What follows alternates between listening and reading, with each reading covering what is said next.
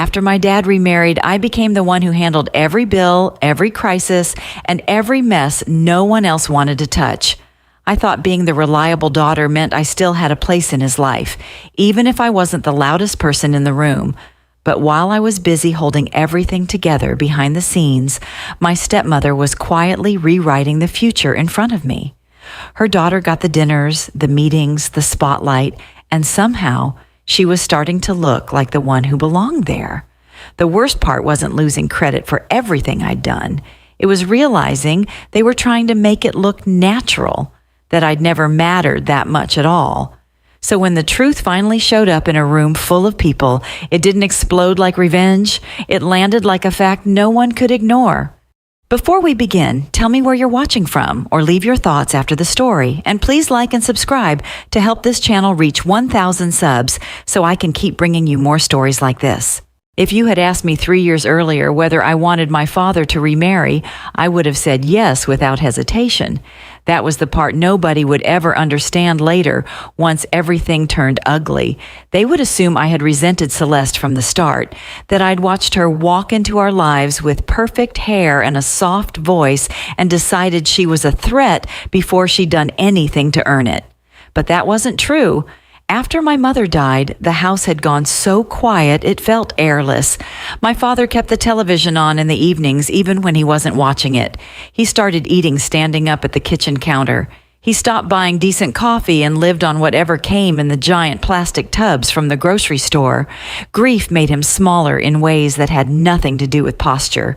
So when he met Celeste, I wanted it to work. I wanted someone to make him laugh again. I wanted someone to sit across from him at dinner so he would remember food was supposed to be shared. I wanted him to stop sounding like a man who had outlived the most important version of his life. For a while, it did look like it was working. Celeste had that particular kind of warmth some women wear like cashmere. Soft, expensive looking, impossible to argue with. She was elegant without looking like she was trying too hard. Honey blonde hair that always fell in place. Cream blouses. A voice that never rose. Even when she was saying something pointed, it came out sounding reasonable, thoughtful, protective even. People relaxed around her because she seemed like the kind of woman who noticed everything and judged nothing. My father loved that about her. By then, Gordon Whitcomb had spent decades building himself into the kind of man people listened to the first time. He owned a restaurant supply and service company in Ohio. Nothing glamorous, nothing people wrote profiles about, but stable and respected and big enough that dozens of other businesses depended on it. He had always been sharp, practical, impatient with fluff. My mother used to joke that if you wanted my father's attention, you needed either hard numbers or a real emergency. He did not have much use for performance, but after she died, even he changed. Loss softened him in strange places and hardened him in others. Then 2 years after the funeral, he had a heart procedure that wasn't catastrophic. Not technically, but it changed his relationship with control. He recovered. He went back to work. He still wore pressed button-downs and still corrected people when they rounded figures too casually. But beneath all of that was something new, fatigue, and a quiet fear of being caught off guard by his own body. Celeste fit neatly into the space that fear created. She made things smoother. At least, that was how it looked from the outside. And Nadine, her daughter, came attached to the marriage like an accessory no one had mentioned in the original agreement. Nadine was 30, lived in Chicago, and had one of those polished city girl presences that could look effortless if you didn't watch too closely. She worked freelance in branding and events, which seemed to mean she always had an opinion about presentation and a schedule flexible enough to show up when appearances mattered. She was pretty in a colder way than her mother was. Dark hair, expensive boots, a smile that appeared half a second after everyone else's, as if she wanted to be sure the room was worth charming first. I didn't dislike her either, not at the beginning. Maybe that was my first mistake. I kept waiting for my discomfort to announce itself clearly, like a fire alarm. Instead, it arrived the way structural damage does, quietly under the walls, while everyone kept living in the house. At first, all I noticed was that I was tired. My own job had gotten heavier around the same time. I was director of operations for a private clinic group that was going through a merger, which meant my days were made of constant low-level emergencies dressed up in corporate language, staffing gaps, vendor issues, compliance reviews, endless meetings where nobody wanted to admit what was actually broken. I was good at that kind of work because I knew how to keep systems from collapsing in public. I knew how to anticipate weak points, how to patch them, how to move through crisis without making a speech about it. The problem was that same skill set followed me home. I was the one who remembered when Dad's cardiology follow-up needed to be scheduled. I was the one who checked whether the property tax payment on the warehouse had gone through.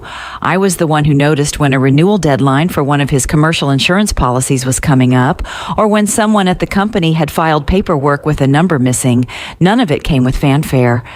Nobody held a meeting and appointed me keeper of everything that might quietly go wrong.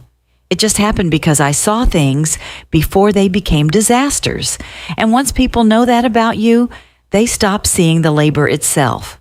They just see the fact that the disaster never came. Celeste would call sometimes with that soft, regretful tone of hers. "I hate to bother you, Blair, but your father mentioned something about the warehouse paperwork, and I can't make heads or tails of it." Or, "I know you're so busy, sweetheart, and I really don't want you to overextend yourself, but do you happen to know which specialist your dad saw last spring?" Or even, "You're just so much better at these back-end details than I am." That was the language of it. Always flattering, always gentle. Never enough to protest without sounding ungrateful or paranoid. So I helped. Of course I helped. He was my father. And because I helped, the pattern deepened. I started coming by on Saturday mornings to sort stacks of mail that should have been simple but never were. I made calls from my car between meetings. I texted reminders about prescriptions, appointments, signature pages, payment confirmations. When there was a small fire somewhere in the machinery of his life, I was the extinguisher nobody talked about because by the time everyone else looked up, the smoke was already gone. Meanwhile, Celeste and Nadine seemed to exist in a different layer of the same family. They were present at the visible things: dinner at the country club with one of Dad's longtime vendors, a charity gala tied to the local business association, a company anniversary planning meeting that somehow became more about image than logistics. Nadine posting a photo from downtown Columbus with a caption about legacy and reinvention. Celeste standing beside my father in navy silk with one hand light on his arm, looking exactly like the woman people picture when they say a widower is lucky to have found companionship again. None of that should have bothered me. That's what I kept telling myself. I didn't want his social life. I didn't want to wear heels to fundraiser dinners and talk about branding over salmon. I wasn't jealous of Nadine's ability to float through a room and make everyone feel briefly chosen. That wasn't my lane, and I had never pretended it was. Still, something in the family was shifting, and the shift had a shape I couldn't quite name yet. It wasn't just that they got the visible moments and I got the maintenance work. It was subtler than that. It was the growing assumption that I belonged to the maintenance work, that competence was my natural habitat, that because I was capable, I required nothing in return, not acknowledgement, not information, not even a seat in the room when things moved from housekeeping to power.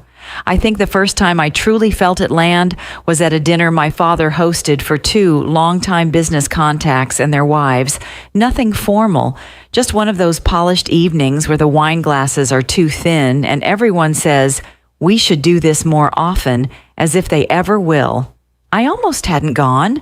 I'd had a 12-hour day, and one of my regional managers had spent the afternoon trying to explain away a staffing mess I already knew I'd be the one to clean up. But Dad had asked, and I was still trying, very hard to be easy.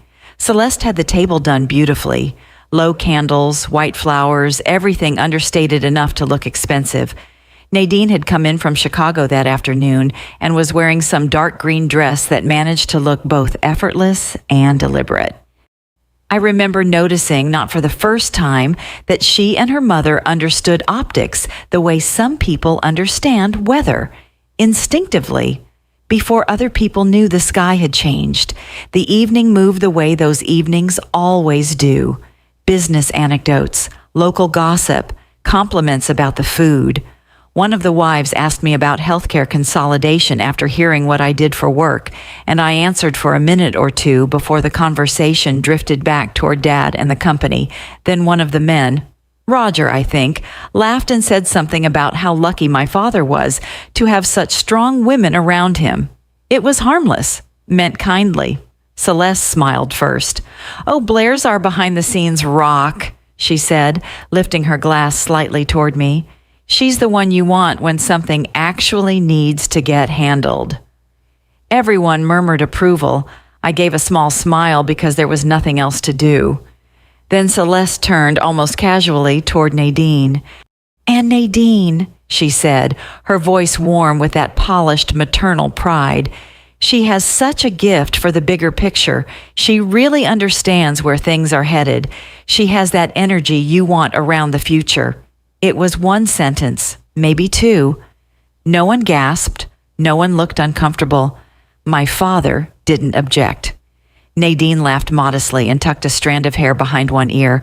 The conversation moved on, but something inside me went still, because that was it, right there, not cruel enough to challenge, not specific enough to defend against, just a neat, elegant division of roles delivered over candlelight.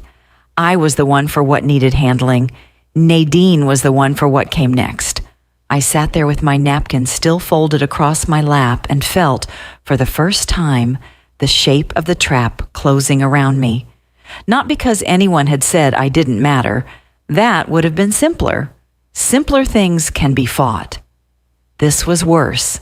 I mattered in the way foundations matter, essential, load-bearing, and never invited into the photograph.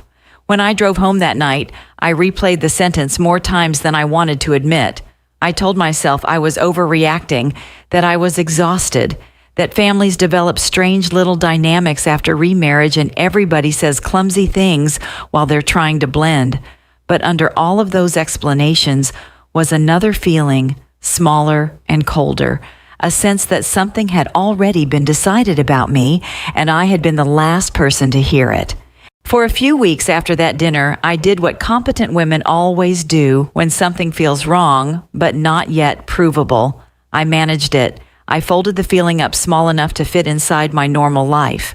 I answered emails, survived merger calls, approved staffing adjustments, listened to one of our clinic administrators cry in my office because corporate had decided streamlining was a kinder word than layoffs. I drove home in the dark with my jaw tight from clenching it all day, and I told myself that whatever had happened at my father's table had been social shorthand, not strategy. But the human body knows things before the mind agrees to. Mine became alert in ways I couldn't quite explain.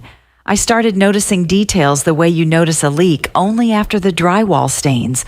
Not dramatic things, not the kind of evidence you can carry into a room and slam down between two people. Just little shifts, rerouting, missing links. The first one was the mail. For years, when something financial came to Dad's house that mattered, I usually saw it at some point, not because anyone formally put me in charge of his affairs, but because I was the person who sorted the piles before the piles became a problem.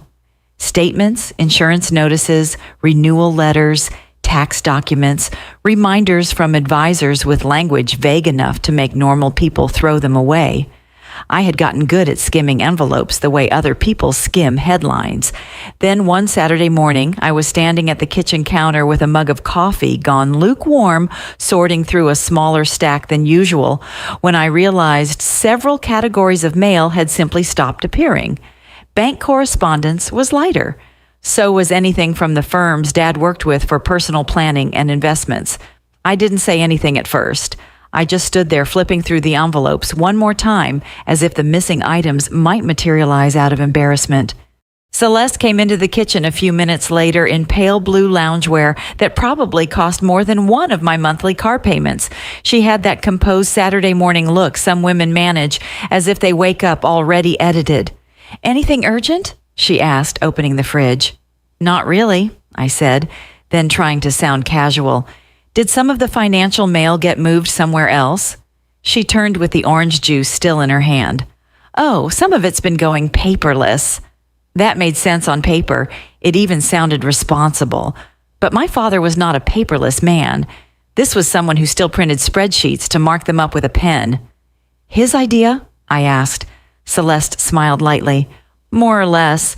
Miles has been helping simplify some things." There it was, another tiny shift, delivered as if it had always belonged there. Miles. I knew the name well enough, though I hadn't thought about him in a while. Miles Hargrove had been my father's financial advisor for years, maybe longer than some marriages lasted. He was the sort of man who believed in navy suits, discreet watches, and the moral superiority of order, tall in that narrow, aging way that made him seem even more vertical than he was.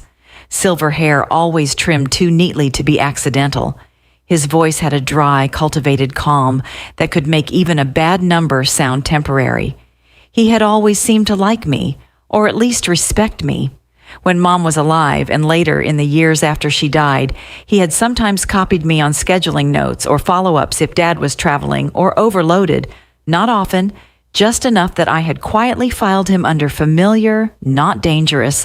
Now Celeste said his name as if he belonged naturally to her side of the conversation. I remember nodding like that explained everything. Maybe part of me wanted it to. The second shift came through absence too, but of a different kind. Dad's longtime assistant, Donna, had left the company months earlier. At the time, I hadn't treated it as strange. Donna had been with him forever. Sensible haircut, orthopedic shoes, the kind of Midwestern competence that made people underestimate how much they relied on her. She remembered vendor birthdays, flagged contracts before deadlines, and had the magical ability to tell whether my father was in a mood where you could interrupt him. When she retired, Dad had said she was tired and ready. That seemed fair. Only later did I notice how much of the connective tissue had gone with her. Donna had been the kind of person who made sure the right people stayed informed without anyone having to ask. After she was gone, things seemed less centralized. Not chaotic exactly, just thinner, more selective. Updates reached me later, or not at all. One Wednesday afternoon, I stopped by the office to drop off a folder Dad needed signed for a vendor insurance issue. The Whitcomb Supply Building wasn't impressive from the outside. Low brick, functional, a little too much asphalt, and not enough landscaping, but it had always felt solid to me. Honest. You could smell cardboard, toner, coffee, and the faint metallic trace of warehouse air the second you stepped inside. It was the smell of my childhood Saturdays when Mom used to bring me in with a coloring book while she and Dad finished paperwork. The receptionist at the front desk was new. Mid-20s, glossy ponytail, perfect nails, the kind of smile people use when they've been trained to seem warm on a timer. "Do you have an appointment?" she asked. I almost laughed. "No, I'm Blair, Gordon's daughter." She recovered quickly, but not quickly enough to hide that she had to place me. That alone shouldn't have mattered. Companies hire new people. Receptionists don't owe family members recognition. Still, when you grow up somewhere, being treated like a visitor can feel oddly intimate in the worst way. Dad was on a call, so I waited outside his office and looked through the glass wall into the conference room across the hall. Nadine was in there, not alone. 2 men in jackets were with her, one of them from a local marketing firm I vaguely recognized from an event brochure Dad had once tossed onto his kitchen island. Nadine was standing, one hand braced lightly on the back of a chair, dark hair falling over one shoulder, speaking with the kind of animated confidence people mistake for fluency. A laptop was open in front of her. The screen showed some kind of presentation deck. Brand colors, maybe, or event mock-ups. She tilted her head while one of the men spoke, then smiled in a way that made the conversation look collaborative, even from behind glass. I stayed where I was and watched for a second longer than I should have. It wasn't that Nadine had no business being in a conference room. Anybody can sit in a conference room. It was the ease of it, the visual of it, the way she already fit there in a scene that, until recently, would have happened without her even hearing about it. When Dad finally came out of his office, he took the folder from me, thanked me, and asked if I had a minute. We went inside, and I noticed another thing then. Small, stupid, impossible to explain to anyone who hadn't lived inside the before version of his life. The stack of printed reports he usually kept on the corner credenza was gone. So was the notepad where he used to jot reminders in a blunt, slanted hand. In their place sat a sleek leather portfolio and a tablet charging on a stand. "You changing your whole operating system on me?" I asked, aiming for teasing. Dad gave a short smile. "Trying to modernize. Apparently I'm prehistoric." The word apparently caught my attention. "According to who?" He waved it off. "Nobody. Everybody. Doesn't matter." Then, almost as if he had remembered something rehearsed, he added, "Nadine's been helping think through a few presentation things for the anniversary event. She has a good eye." I said, "For the company anniversary?" "Among other things." There it was again, that vague expansion. "Among other things." I kept my tone neutral. "Didn't realize she was involved." Dad looked faintly irritated, which told me I'd landed closer to the truth than I meant to. "She's not running the place, Blair. She's just sitting in on a few conversations." I should have let it go.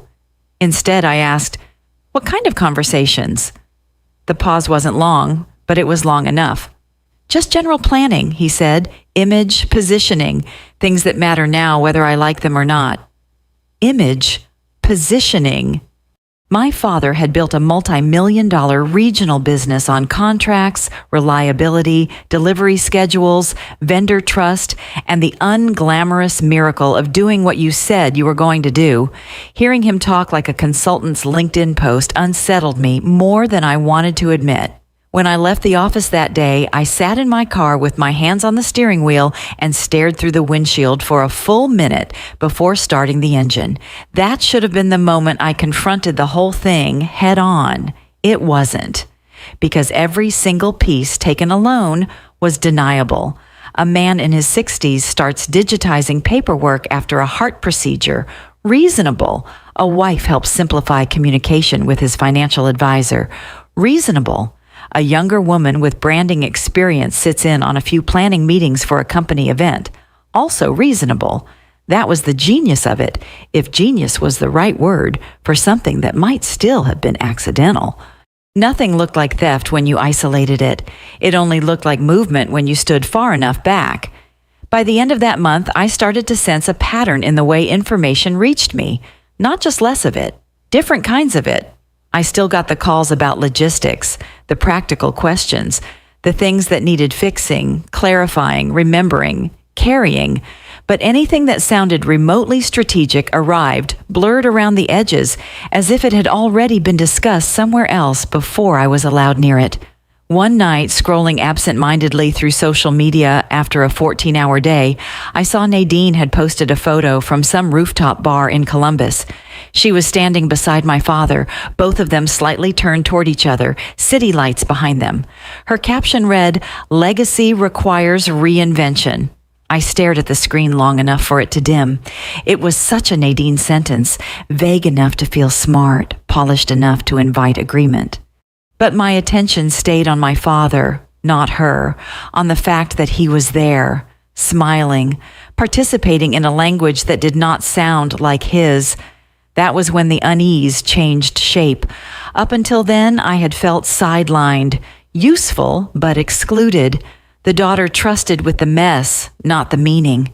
Now I began to feel something else.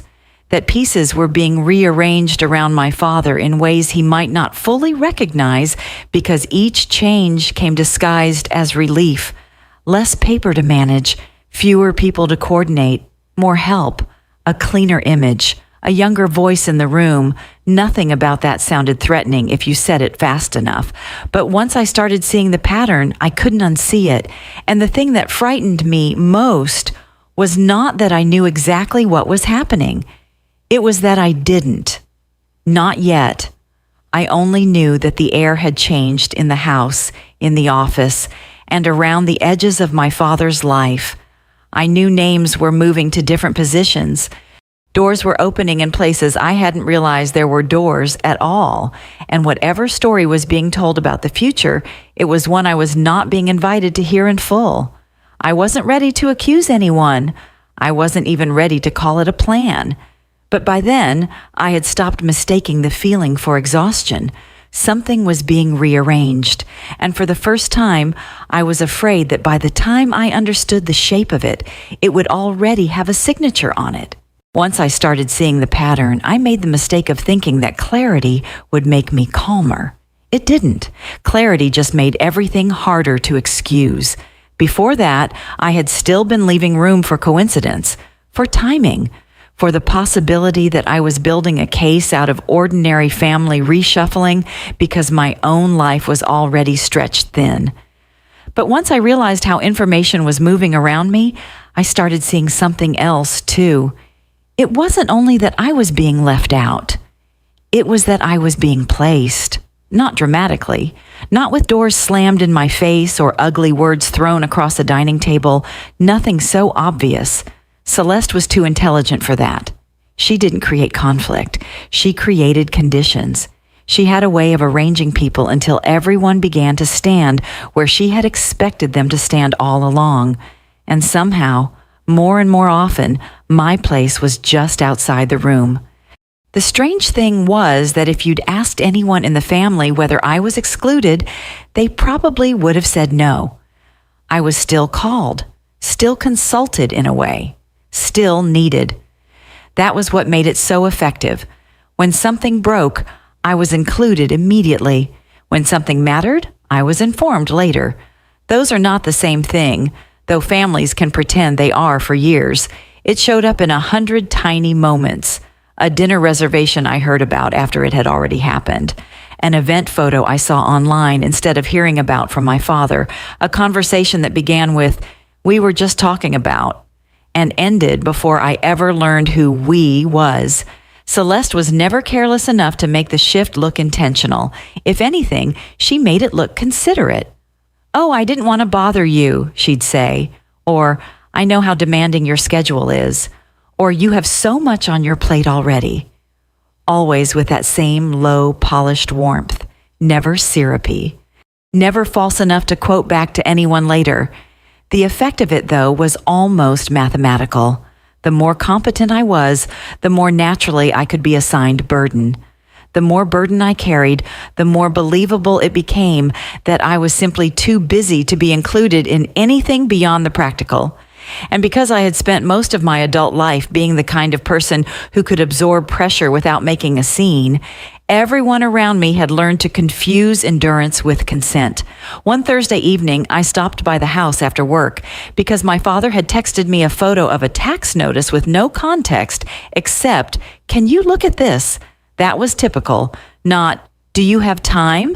Not, "Can we talk?" Just an image dropped into my day like a summons. By the time I got there, the sky was already dark. The front windows glowed amber against the early spring rain, and for one brief second, before I walked inside, the house looked almost like it used to. Safe, lit from within. The kind of place where people belonged to one another. Then Celeste opened the door. She was dressed for dinner out. Camel-colored coat, gold hoops, lipstick just deep enough to signal effort without admitting it. Beautiful in the way magazine profiles call ageless, which is really just a sophisticated way of saying well-maintained and well-funded. "Blair," she said, with a flicker of surprise polished smooth, before it fully formed, "You're an angel. He said you might stop by." I stepped inside and smelled perfume, rain, and something buttery from the kitchen. "Where is he?" "In his study, but don't stay too long," she said lightly. "We're heading out in 20. I almost asked where. Instead, I took off my coat and followed the familiar hallway toward the back of the house. Dad was at his desk, reading glasses low on his nose, the tax notice beside an open folder. He looked tired in the way he had more often since the procedure. Not fragile, not sick, just less buffered against the day than he used to be. The kind of tired that made him rub one temple while he talked. "It's nothing major," I said after scanning the page. They flagged a mismatch on a county filing. Probably a clerical error. Did anyone send the supplemental form? Dad frowned. I thought so. Who handled it? He gave a vague shrug. I don't know. I assumed somebody had. Somebody. Another word that had multiplied lately. I sat down, took out my phone, and pulled up the county portal. It took me less than 5 minutes to figure out what had happened. A supporting document had been submitted under an outdated parcel reference. Easy to fix. Annoying, but easy. I can straighten it out tomorrow, I said. Good. He looked relieved instantly. I knew you'd know what to do. There it was again. That reflexive dependence. So familiar it would have passed for affection if it didn't come paired with so much absence everywhere else. I handed the paper back to him. Where are you going tonight? He looked up. What? You and Celeste. Oh. He set the notice down. Dinner with the Marks and a couple from Columbus. Nothing exciting. Business? Sort of. That answer landed oddly. Before I could ask more, Celeste appeared in the doorway, one hand resting casually against the frame. It struck me then how often she entered rooms without seeming to interrupt them. She was good at making her presence feel like a continuation rather than an intrusion. Sorry to rush, she said, smiling at Dad before looking at me. But if we don't leave soon, Nadine's going to murder us. She got us a reservation somewhere impossible. Nadine's name floated into the room like proof of something I hadn't agreed to. She's coming too? I asked, aiming for neutral and hearing the strain anyway. Celeste gave me a soft, puzzled look, the kind that made the person on the receiving end seem harsher than she was. Yes. Didn't your father mention it? No, he hadn't. Dad said, It's just dinner, Blair. I knew that. The problem was that everything was just something lately. Just dinner, just planning, just image, just a few conversations. Every step came wrapped in language designed to make objection look ridiculous. I didn't say it wasn't, I replied. For a moment, nobody moved. Then Celeste crossed the threshold and came farther into the room, still composed, still gentle, still somehow managing to make me feel like the emotionally clumsy one. I hope you know, she said, that none of this is meant to shut you out. Honestly, sometimes I worry we lean on you too much.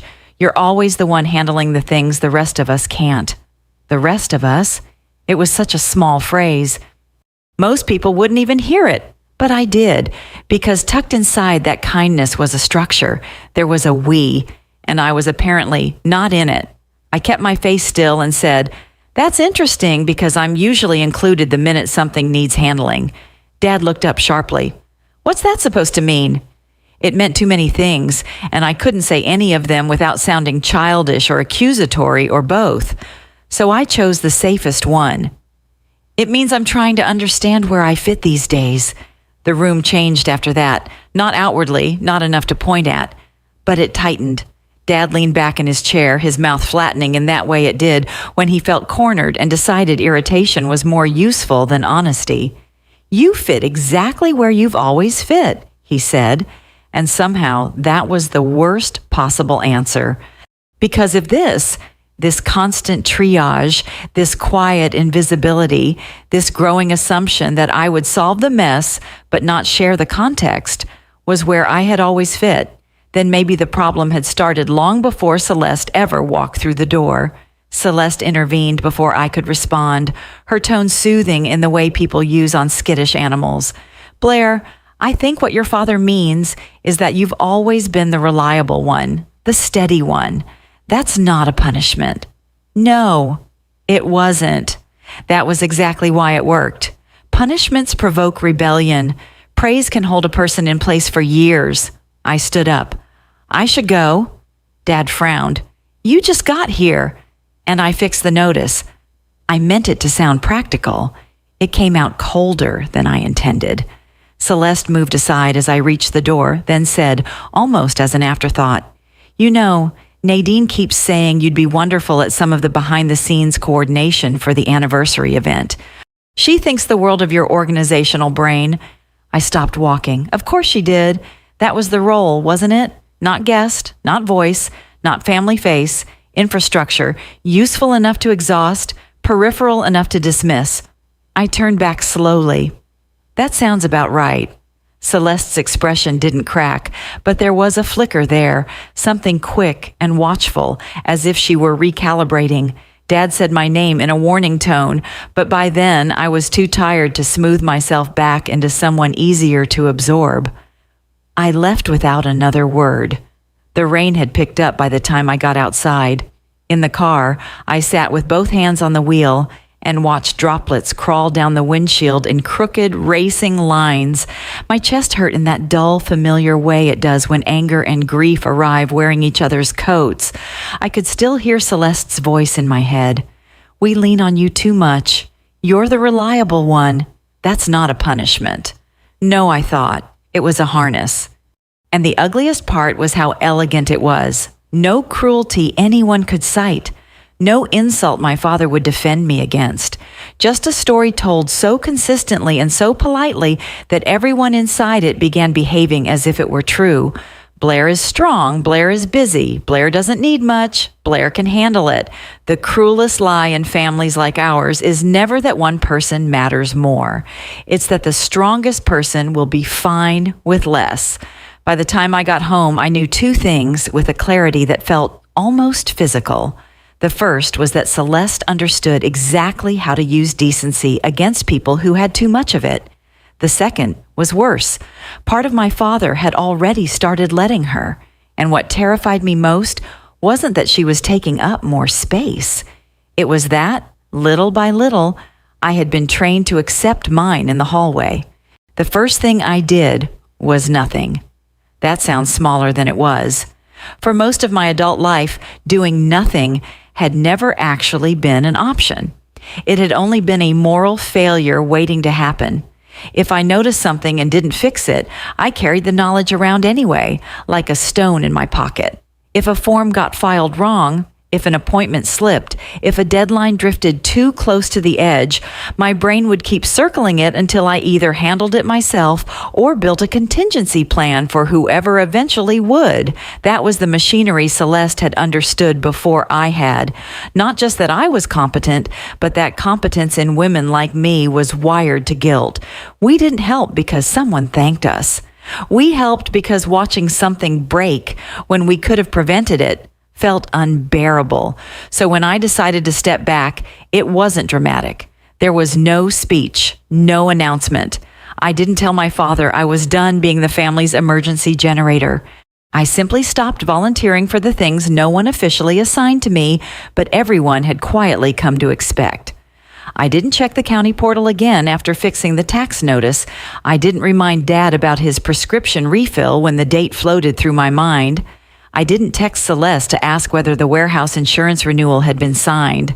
I didn't drive over on Saturday morning to sort the mail. I let silence sit where my effort used to be. At first, nothing happened, or at least nothing visible did. My phone stayed mostly normal. Work was a mess in its own right, and I let that consume the mental space where family anxiety usually lived. One of our clinics had a billing glitch that turned into a compliance headache, and I spent 3 straight days in conference rooms with people who kept saying cross-functional misalignment, when what they meant was someone had ignored a warning because accountability is everybody's favorite concept until it lands on their desk. By the end of the week, I almost convinced myself I had exaggerated my importance at home. Maybe the system didn't need me as much as I thought. Maybe what I'd been calling invisible labor was just habit, and habits feel bigger than they are when you're inside them. Then Friday afternoon, my father called. He rarely called before 6 unless something had already gone sideways. "Blair," he said, and I could hear noise behind him. Voices, a door opening and shutting, that particular hum office buildings make when something small has gone wrong and everyone is pretending it hasn't. "Did you happen to look at the warehouse policy renewal?" I leaned back in my chair and stared at the ceiling tiles above my desk. "No. Why?" A pause. "They're saying there's a problem with the effective date." The phrasing told me everything. "They're saying," meaning he wasn't even sure who had dropped the ball, only that some faceless they had arrived with consequences. "What kind of problem?" "I don't know yet. Something about a lapse window." I closed my eyes. "How long?" "Couple of days, maybe. We're sorting it out." We, not the family we from before, the other we, the one people use when they want help without naming responsibility. I kept my voice level. Did whoever handles renewals not get the paperwork in on time? I assumed it was done. There was that word again. Assumed. Somebody. We. My father's new vocabulary of diffusion. Dad, I said carefully, who actually has that in their lane now? He sounded irritated immediately, which told me the question was fair. Why are you talking like this? Because if there was a lapse, even a short one, that matters. I know it matters. Then who was responsible? He exhaled hard through his nose. Celeste has been helping keep track of some personal stuff, and someone at the office was supposed to coordinate the commercial side. It got crossed. Crossed. Another tidy word for something sloppier underneath. Do you need me to call somebody? I asked, even though I hated myself a little for asking. There was a beat of relief on the other end of the line before he caught it and covered it with impatience. If you know who to talk to faster than they do, yes. Of course I did. Within 15 minutes, I had the broker on the phone from my car in the parking garage. Within 30, I knew the problem wasn't catastrophic, but it was real. A supporting endorsement had been delayed. The renewal binder had gone out. Someone had assumed the rest would follow automatically. And because commercial insurance is a system designed by people who hate clarity, the gap had created just enough confusion to make everybody nervous. I spent 40 minutes cleaning up a mess I had not created, using the same calm, clipped voice I used at work when other people's incompetence threatened to become my emergency. By the time I hung up, I was gripping my steering wheel so hard, my hands hurt. That should have been the moment I decided I was done stepping back, because clearly I was still the person who could catch things before they became damage. Instead, it had the opposite effect, because what I felt wasn't pride. It was proof. The whole structure still depended on me. The only difference was that now I could hear the strain in it. The second crack showed up 4 days later, and this time it wasn't money. It was my father's cardiology follow-up. I knew the date because I always knew the dates. Even when I wasn't actively managing them, they lived somewhere in the back of my mind, like a second calendar stitched under the first one. I had promised myself I wouldn't interfere. I had repeated that promise to myself twice the morning of the appointment while brushing my teeth. At 3:40 that afternoon, he texted me. Did Dr. Voss move offices? I stared at the message until the screen blurred. Then I called. He answered on the second ring, breath tight with irritation. What? Why are you asking me if your cardiologist moved offices? They say I missed the appointment. I sat up straighter. What? Apparently it was this morning. Dad, no, it was this afternoon. At least I thought. No. He cut me off. Celeste had it down for 3:30. We got there and they said it was 11:15. We got there. I pictured the whole thing at once. My father in the waiting room, already annoyed. Celeste maintaining composure through embarrassment. Some receptionist flipping through a screen and discovering the error with clinical politeness. The kind of scene that sounds minor when retold and feels humiliating while you're standing in it. I pulled up my old notes on instinct, scrolling through emails and appointment confirmations I had no business still saving, but had never deleted because deleting them felt like tempting fate. It had been moved 3 weeks earlier. The office had sent the update by email and left a voicemail. I knew because I had seen it come through once and then deliberately not followed up. A clean, sharp wave of guilt went through me anyway. Did you not get the voicemail? I asked. I didn't listen to it, he snapped. I thought everything was in the calendar, meaning Celeste had put it in wrong, or half updated it, or read it quickly and trusted memory over detail. I could hear traffic in the background now. He was in the car. It's fine, he said, and his voice had that brittle quality people use when things are not fine, but dignity requires containment. They're fitting me in next week. I knew enough about his heart to know one missed follow-up wasn't necessarily dangerous. He wasn't in crisis. This was an inconvenience, not a medical cliff, but inconvenience is not a small thing when it attaches itself to fear. Ever since the procedure, anything connected to his heart carried more emotional voltage than he liked to admit. "Okay," I said. "I'm sorry." The apology came out before I could stop it. He seized on it at once. "Why are you sorry?" Because I had known, because I had seen the email, because I had wanted just once to see what happened when I didn't step in. "For nothing," I said. "I just mean, I'm sorry it got messed up." He was quiet for a second, and when he spoke again, his tone had shifted from irritation to something more confused. "You've been distant." I looked out through the windshield at the concrete wall of the parking garage. "I've been busy." "That's not what I mean." I knew it wasn't, but I also knew there was no version of this conversation in which I could tell him the truth without sounding cruel, so I said the next safest thing. "I can't keep track of everything anymore." The silence on the line told me he had heard more than I'd said. When he finally responded, his voice had gone flatter. "Nobody asked you to." That was the kind of line people use when they know they've been relying on you and resent being reminded of it. We hung up 2 minutes later with nothing resolved. The third crack came from the company, but I only learned about it because of Tessa. She wasn't new exactly, but she had always occupied a very specific category in my mind, one of the few people at Whitcomb Supply who didn't waste language. Tessa Bloom had been the CFO for several years, and she looked like someone who considered sentiment an inefficiency unless properly scheduled. Early 30s, maybe a little older, dark blonde hair she wore in a low knot, wire-rimmed glasses, tailored jackets in colors so restrained they almost made a statement by refusing to. She was not warm, but she was steady, and there is a kind of comfort in people who never pretend to be softer than they are. She texted me late on a Tuesday. "Do you have 10 minutes this week for coffee? Off-site." I stared at the message for a full 5 seconds before replying, "About what?" "Governance," she wrote back.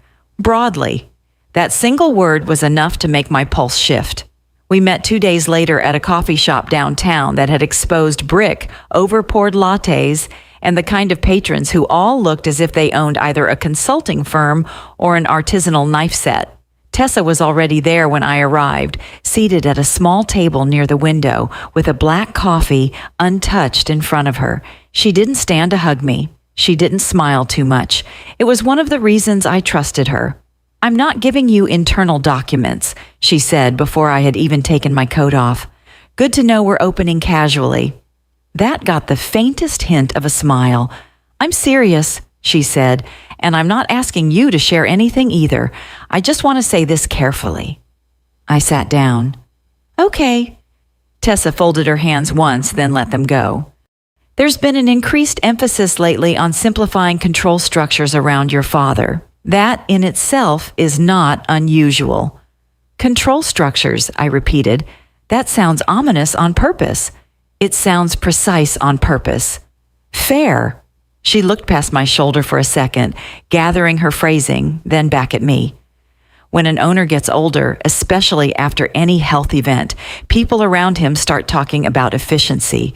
Fewer moving parts, fewer sign-offs, more centralized coordination. Again, that isn't inherently wrong, but it depends who is influencing the simplification and whether the result is cleaner governance or just narrower access. I held her gaze. "Are we talking about the company?"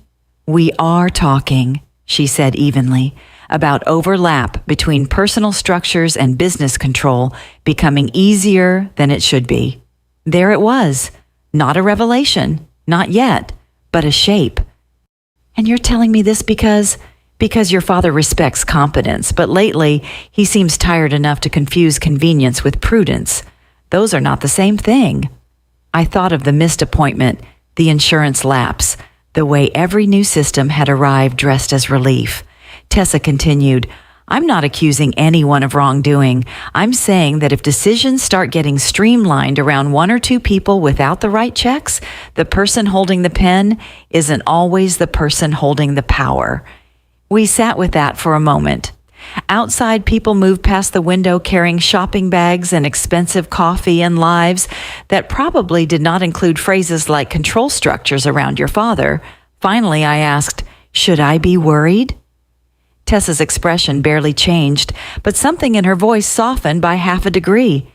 "I think," she said, "you should stop assuming this is just about family dynamics." That sentence stayed with me long after we stood up and left, because until then, stepping back had felt like an experiment in emotional truth, a way of proving to myself that my role in the family had become unsustainable. Now it was starting to look like something else, not just hurt, not just exclusion, risk. And when I drove home that evening, I realized the house hadn't simply started making noise because I had stepped back. It had started making noise because, for the first time, I was no longer muffling it. After I met with Tessa, I stopped asking myself whether I was being oversensitive. That question had become a luxury, a polite one maybe, the kind women like me ask ourselves so we don't have to admit, too early, that something uglier is happening in plain sight. For weeks, I had been sorting my own life into two columns without meaning to. On one side, the domestic humiliations, the dinners I heard about too late, the logistics I was trusted to fix, but not the conversations I was trusted to join.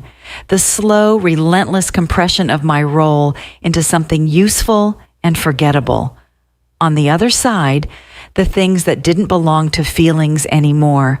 Lapsed insurance, missed medical follow-ups, narrower access, language about simplification, structure. Tessa had moved the whole problem out of the hallway and into a room with legal doors. That was the part I couldn't unhear. So I called Evan Mercer. I hadn't spoken to him in months, maybe longer. He had done legal work for my father's company off and on over the years. Nothing flashy, mostly business matters that involved contracts, disputes, and the sort of preventive law rich people pretend they don't need until they do. He was one of those men whose face never seemed hurried even when his day probably was. Early 40s, lean without looking fragile, dark suit, no nonsense, no vanity in it. The kind of lawyer who made you feel that every sentence you spoke would arrive somewhere permanent. He answered on the third ring. "Blair, you say my name like you were hoping this wasn't social." A pause, then, "Was I right?" "Yes." That's what I thought. We agreed to meet the next evening at his office after hours. Evan's office sat on the 6th floor of a downtown building with mirrored windows and a lobby designed to make people lower their voices. Inside, everything was quiet in an expensive, controlled way. Framed abstracts, wood shelving, glass that had probably cost more than my first apartment deposit. The receptionist had already left by the time I arrived, and the whole place felt scrubbed of distractions. Evan met me at the end of the hallway with his jacket off and his tie loosened just enough to suggest the workday had ended without making him look casual. He had the kind of face that didn't give away impatience, which made him dangerous in the best possible way. You could either lie to a man like that or waste his time, but you couldn't do both. He led me into a conference room and closed the door. "Tell me the version that doesn't waste 20 minutes, he said. That was why I had called him. So I did.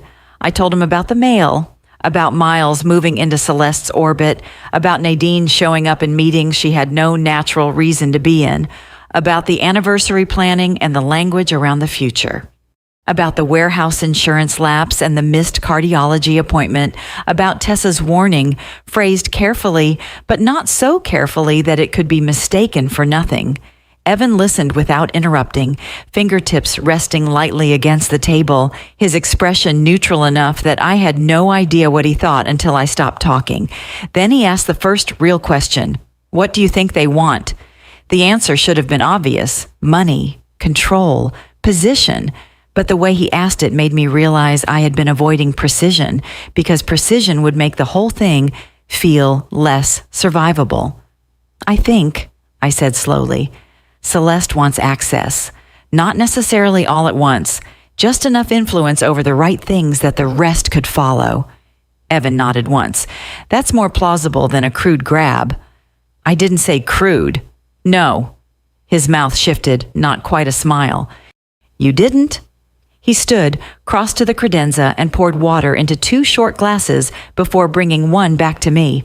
"Here's the version that matters," he said. a man your father's age, with a business, personal assets, and a recent enough health event to make the words planning and efficiency feel urgent, becomes extremely persuadable to the wrong people if those people present themselves as simplifiers. I looked at him. You make that sound like a category. It is. He sat again. A lot of people imagine asset manipulation as something theatrical. Hidden signatures, fraud, sudden changes. That does happen, but it's not the cleanest way to do it. He took a sip of water. The cleaner way is to persuade an owner to create structures that sound prudent and neutral. Trust revisions, delegated oversight, consolidated control for ease of administration, all very reasonable, all very respectable, especially when framed as protection. There it was. Protection. Another beautiful word that often arrived carrying a knife. So you think that's what this is? I think, he said carefully, it is possible that your father is being guided toward a system in which the issue is not who inherits eventually, but who controls the machinery along the way. That sentence settled into my body like cold because it matched what I had been feeling without yet having the language for. The real threat was not a dramatic moment years from now when someone's name appeared on a document after a death.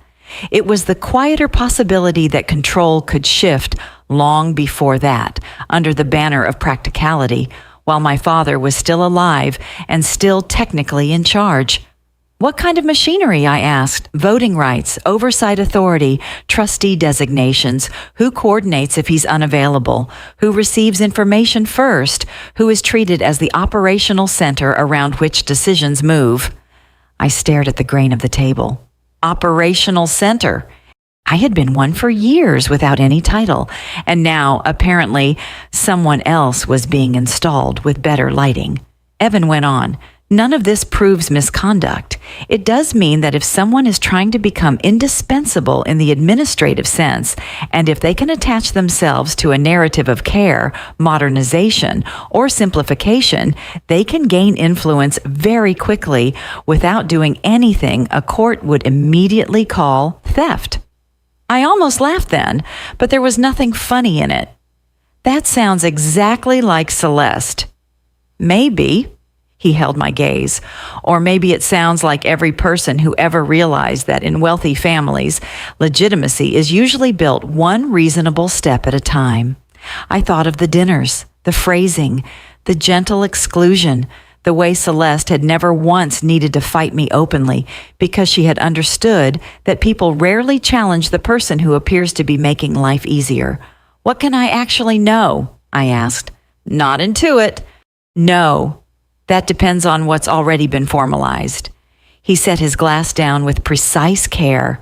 Has your father historically used a revocable living trust? I nodded.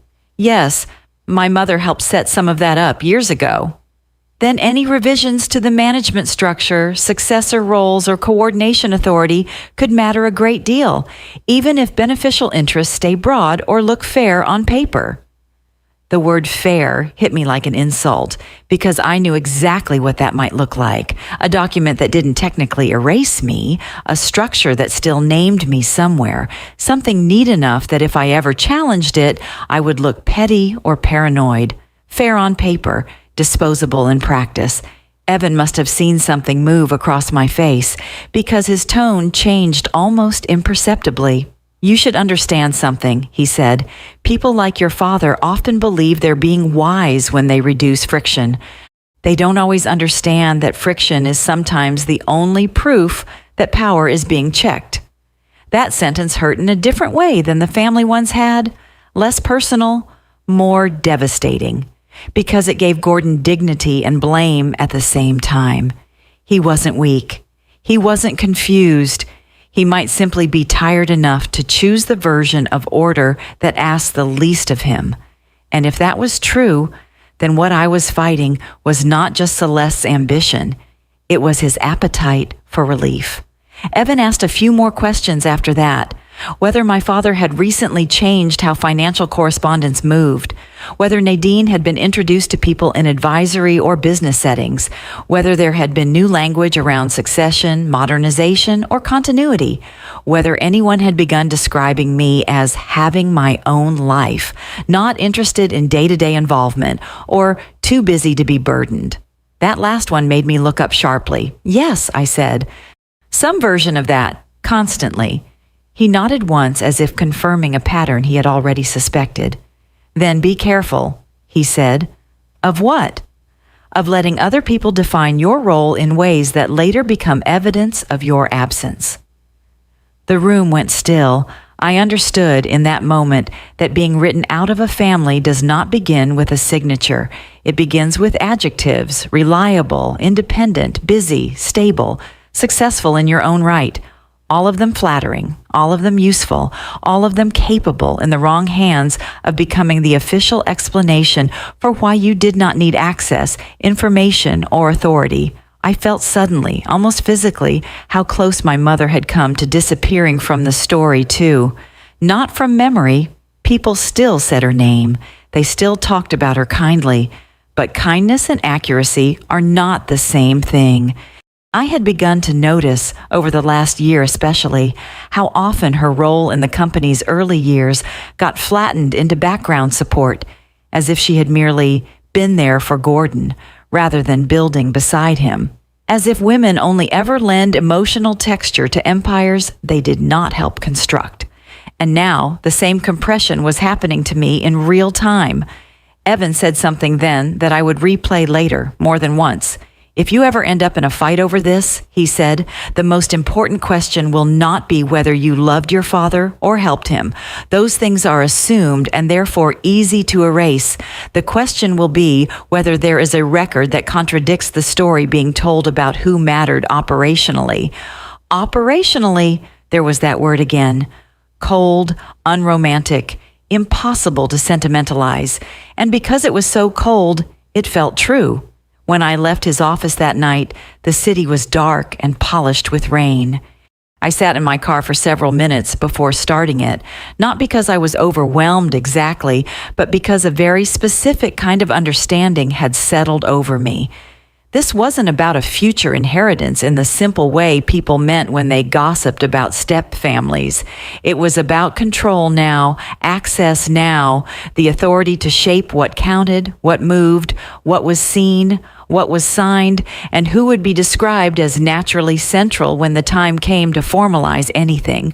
But underneath even that was something worse. Because the more I thought about the language Evan had flagged, the way people kept describing me as stable, independent, busy, already established, the more I realized the financial maneuvering and the emotional maneuvering were not separate at all. They depended on each other. Before someone can move you out of power, they usually move you out of the story. By the time I got home, I wasn't thinking about money. I was thinking about narrative. About the possibility that somewhere, in some tidy planning conversation I had never been invited to, Nadine was being described as the future, while I was being described as the daughter who had her own life and therefore did not need much from this one. And once I saw that possibility clearly, the deepest injury no longer felt theoretical. They weren't just trying to manage assets. They were trying to make it sound natural that I had never really belonged near them in the first place. After my meeting with Evan, I stopped looking for villains. That probably sounds backward.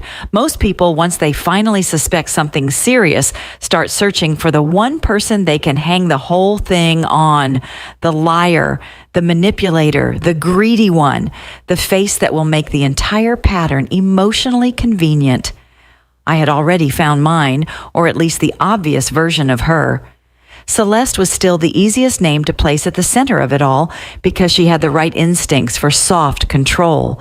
She knew how to make herself indispensable without ever appearing urgent. She knew how to wrap exclusion in concern and authority in grace. If you drew the map in broad strokes, she sat exactly where the lines converged. But broad strokes were no longer enough for me. Not after Evan, not after Tessa, not after hearing in such clean language that what mattered was not only motive, but mechanism. I didn't need to know who wanted what in the abstract. I needed to understand how the doors had opened so quietly. That was what led me back to Miles Hargrove. I could have called him.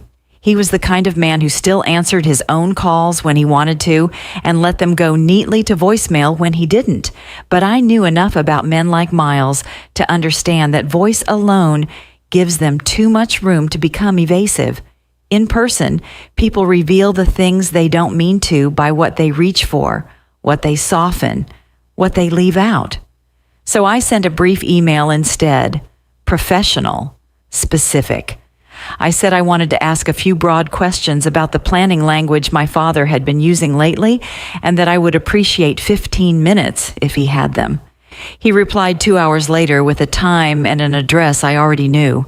His office was in a quieter part of town than Evan's, less polished, more established.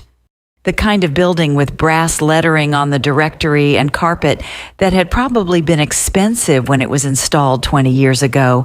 Financial offices always seem to carry the same scent: coffee, climate control, paper, and a faint trace of something older underneath, like dust that has learned how to behave. Miles met me himself.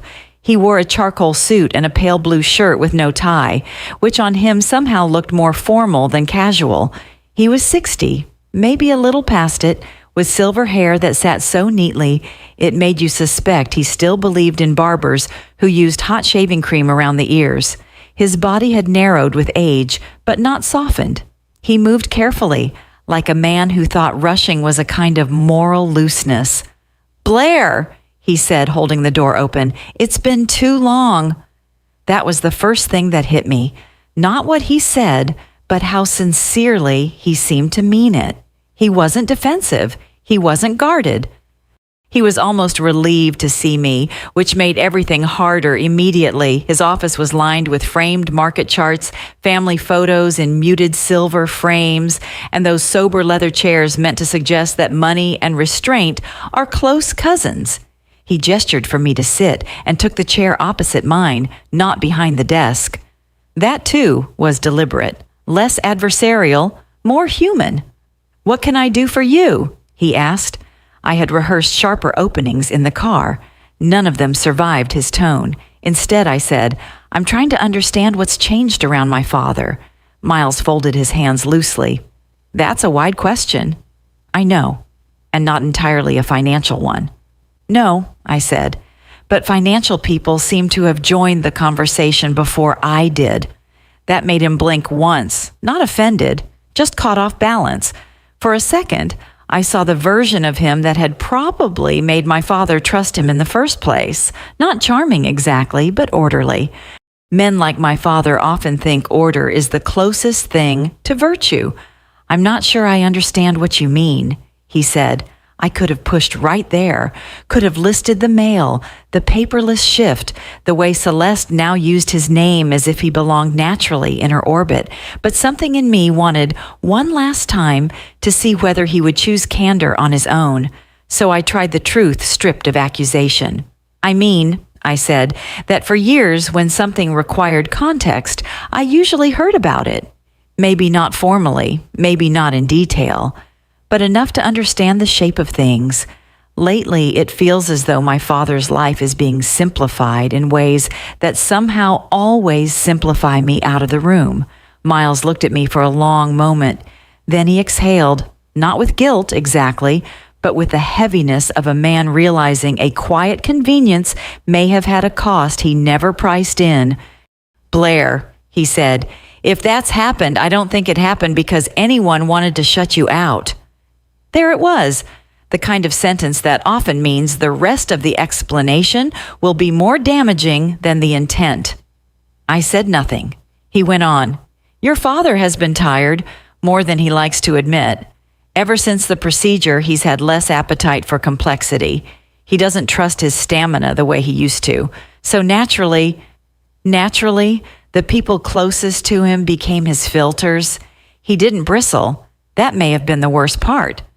In practice," he said carefully, "yes, that does happen. With Celeste, with whoever is most available," he corrected. I almost laughed. That was exactly the kind of distinction men like him respected, available as if proximity were morally neutral, as if the person standing nearest the controls had arrived there by weather, not by will. "So you started working through her." "I started working," he said, choosing each word as if it mattered, "through the channels that seemed to create the least friction for your father." There was Evan's phrase again, arriving from another mouth. Least friction. Did you ever stop to wonder whether less friction also meant less visibility for the people who had always actually carried parts of his life? I asked. That landed, I could tell, because Miles looked down for the first time since I'd arrived. When he spoke again, his voice had lost some of its surface polish. "I believed," he said, "that you had your own career, your own demands, and wasn't interested in being burdened." His head lifted quickly. "I didn't say that." "No," I said. "Other people did."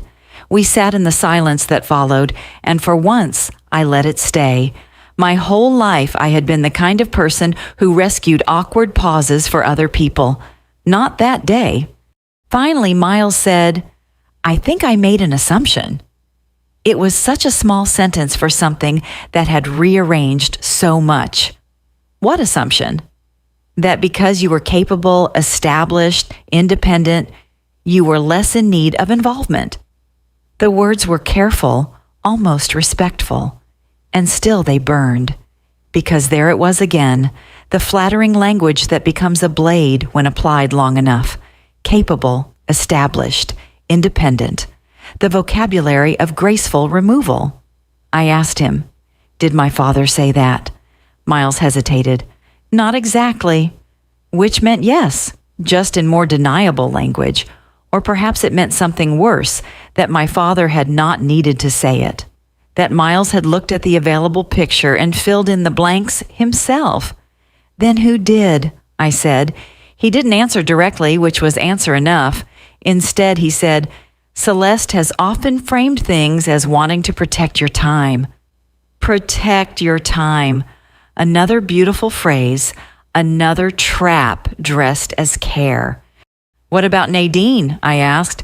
"Why is she in rooms she has no business being in?" That finally brought a faint crease between his brows. "I don't think that's entirely fair." "Interesting, not true, just not fair. She has a real skill set," he said. "Presentation, messaging, public-facing instincts. Your father is at a stage where image and continuity do matter, whether he enjoys that fact or not." That, at least, I could believe. Nadine was not a fool. That had never been the danger. The danger was that people mistook a fluent surface for structural understanding and then rewarded it with relevance. "So that's how she got introduced," I said. "As continuity?" Miles shifted in his chair, "As someone who could be useful in transition conversations." Useful in transition conversations. It was such a bloodless phrase for something that suddenly sounded enormous. I looked at him then with a kind of cold clarity I hadn't had before, not because he had confessed anything dramatic. He hadn't. That was exactly the point. He had simply described in polished language how an entire realignment could happen without a single person ever sitting down and announcing themselves as the architect of harm. No one meant to erase me. They had just found it easier to move around me. No one intended to replace history. They had simply accepted the version currently standing nearest the printer. I left Miles's office with less anger than I expected and more grief than I wanted. Rage would have been cleaner. Rage needs a target. What I had instead was the unbearable recognition that much of this had advanced, not because everyone around my father was malicious, but because too many of them were willing to equate convenience with wisdom. I drove for almost 20 minutes before I realized I wasn't heading home. I was heading east, out toward the older neighborhood where June Halpern still lived. I hadn't called first. That was unlike me, but grief has a way of making formalities feel rude. June had been one of my mother's closest friends, though friend barely covered it. She had been there in the years before Whitcomb Supply became stable, before my father's name carried weight, before the warehouse expanded and the office got renovated and people started talking about the company like it had always known what it was doing. June remembered the version before the myth. Her house sat on a tree-lined street where the porches still mattered and the mail slots were built into old front doors. When she opened hers, she looked exactly like a woman who had spent her whole life refusing to become decorative.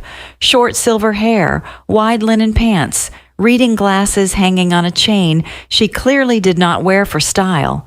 Her face was lined in a way that didn't apologize for having lived in it. She took one look at me and said, "You're not here for coffee." "No." "Good," she said. "Coffee is for people who are lying about how much time they have." She stepped aside and let me in. Her living room still held traces of my childhood in strange, specific ways. The smell of old books and lemon polish, the wool throw on the back of the sofa, the grand piano. No one played often, but no one ever covered either. June had always felt less like an aunt and more like a witness, the kind of adult who never asked children to perform cheerfulness in exchange for love. I sat at her dining table while she poured tea neither of us touched right away. For a while, I didn't know where to begin. Not because the facts were unclear, but because facts sounded too small for what I was feeling. June solved that for me. "What part are they trying to make you forget?" she asked. It was such an exact question that I almost laughed.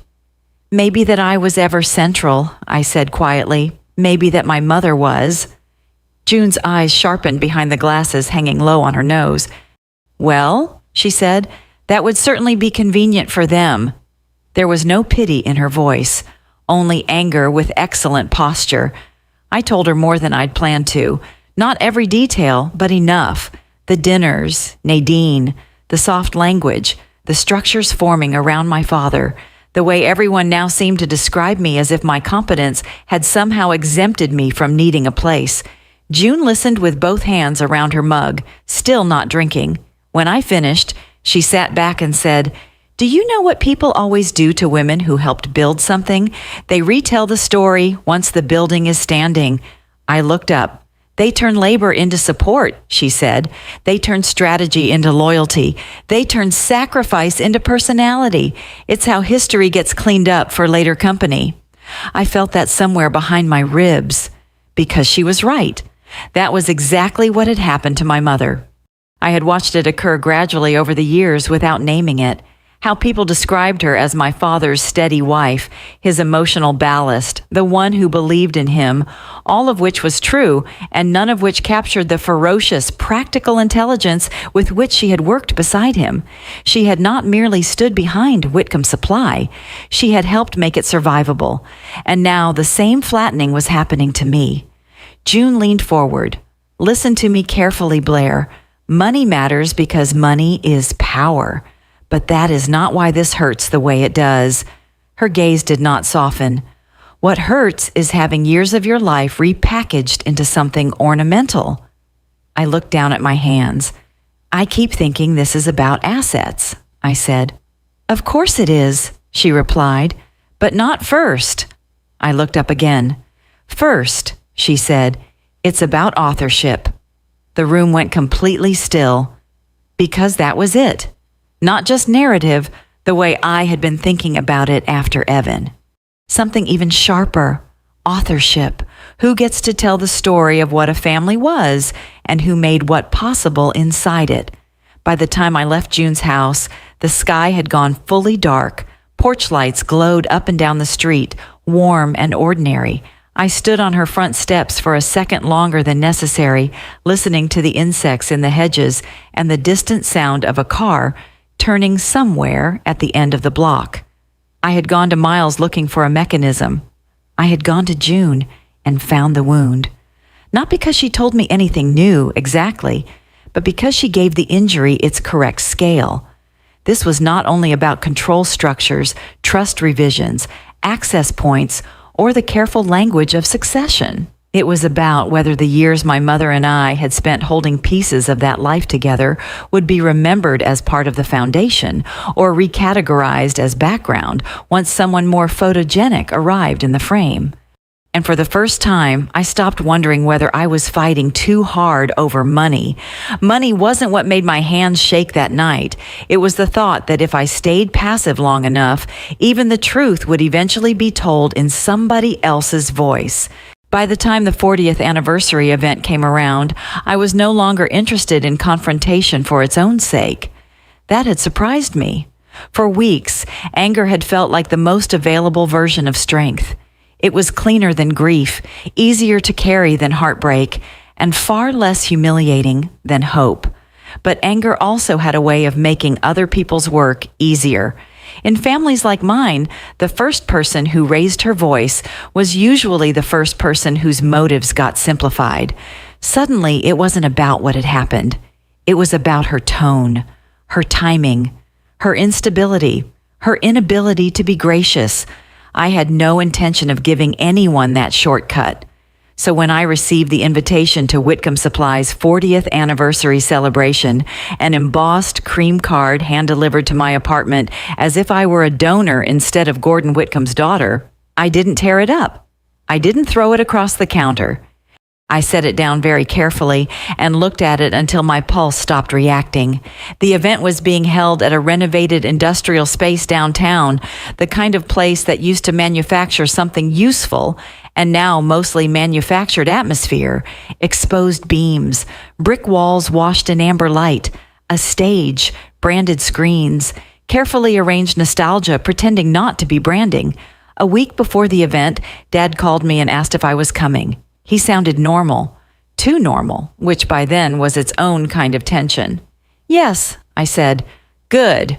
He waited half a beat too long after that, the way people do when there's something they want to say but don't know if the timing is wrong or merely inconvenient. There'll be some remarks, he said. A few thank yous. It's not a big production. I almost laughed. It sounds like a production. He ignored that.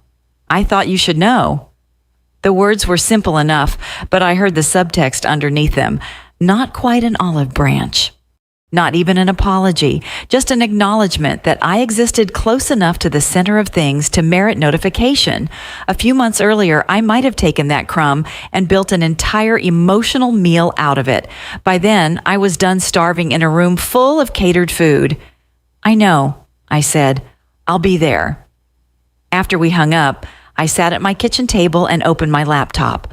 Up to that point, I had been carrying the story inside my body, in memory, in instinct, in anger, in all the places women are expected to hold truth before anyone agrees it counts as evidence. Evan had been right. Affection is easy to erase. Helpfulness is easy to sentimentalize. Reliability is easy to use against the person who lived it. If I wanted the truth to stand in a room, it could not arrive looking like emotion, so I built a timeline. Not dramatic, not editorialized, no italicized outrage, no accusations about Celeste, no references to Nadine, no language about betrayal or erasure, just dates, events, decisions, responses, a skeleton of reality clean enough that no one could dismiss it as wounded daughter theatrics. The 2022 supply delay with the Columbus Restaurant Group and the emails showing I had coordinated the recovery calls when Dad was traveling. The tax issue on the warehouse that I had caught before the county flagged penalties. The physician referral I had arranged after his post-procedure medication side effects started affecting his sleep. The vendor contract that would have auto-renewed on unfavorable terms if I hadn't read the addendum. The insurance issue I had cleaned up from my car while everyone else said, "We're sorting it out." The medical appointments I had tracked, rescheduled, confirmed, and reconfirmed before anybody started talking about protecting my time. I added nothing that could not be supported by an email, a timestamp, or a paper trail if anyone ever chose to doubt me. Then I ended the document with a single page titled simply, Operational Record, Informal but Repeated Involvement. The language was deliberate, cold enough to survive scrutiny, real enough to wound. I printed it, slid it into a plain gray folder, and left it on my counter overnight. The next morning, I drove to the office. Whitcomb Supply looked the same from the outside, which somehow made what was happening feel meaner. Buildings are rude that way. They keep their faces while the lives inside them get rearranged. Dad was in early, his office door was open, and for once, he wasn't on the phone. He was looking over draft remarks with reading glasses low on his nose, a yellow legal pad beside him, one palm pressed flat against the paper as if holding it, still might make the whole event less slippery. He looked up when I knocked. Something unreadable moved across his face when he saw me standing there with a folder in my hand. "Do you have a minute?" I asked. He gestured to the chair opposite him. "Sure." I didn't sit. I crossed the room and laid the folder on his desk. "What's this?" "A timeline," I said. "For you, not for the event." His eyes narrowed slightly. "A timeline of what?" I held his gaze. "Of what has actually been held together and by whom." For the first time in a long time, he didn't interrupt me immediately. Maybe it was the phrasing. Maybe it was the folder. Maybe it was simply that some part of him already knew there were truths in this family that had been surviving only because no one forced him to look at them all at once. He opened it. I stayed standing while he read. The room was so quiet I could hear the muted warehouse sounds through the wall, the distant beep of equipment, a door opening somewhere, footsteps passing and fading. Dad turned the pages slowly, not skimming, reading. Once, around the middle, he looked up at me. I couldn't tell whether he was angry or embarrassed, or simply encountering line by line the difference between what had been convenient to assume and what had actually happened. When he reached the last page, he closed the folder but didn't put his hand on top of it. "You made a record," he said. "Yes." His mouth tightened. "You could have just talked to me." I almost let that provoke me, almost let the old reflex pull me into defending tone instead of content. Instead, I said, very evenly, "I have talked to you. This is what happens when talking keeps being treated like mood." He looked away first. That mattered more than I wanted it to. I left before he could say anything else because the point had never been to win the conversation in that office. The point was to put something in his hands that could not be reinterpreted as a daughter's vague hurt feelings. The second thing that shifted that week happened because of Tessa. She didn't call. She didn't dramatize. She sent an email to my father and copied only the people who needed to see it. I know because he mentioned it later, but even if he hadn't, I could have guessed the shape of it from him alone. Tessa's interventions always left a clean cut. She requested, in language so restrained it bordered on surgical, that any decisions touching governance, succession-adjacent administrative structures, or authority consolidation be paused until after an independent review of internal controls and oversight pathways. No accusation, no personal commentary, just a recommendation grounded in fiduciary caution and best practices. The kind of memo a sensible owner should never ignore unless he wanted a record of having ignored it. Dad did not respond to me about that email, but when I saw him 2 nights later at the anniversary event, I could tell he had received it in the deepest way. Not as a challenge, but as a narrowing of his exits. The venue glowed with money and memory. Historic photos from the early warehouse years rotated on screens between sponsor logos and stylized company values. People in cocktail attire balanced drinks and nostalgia with equal care.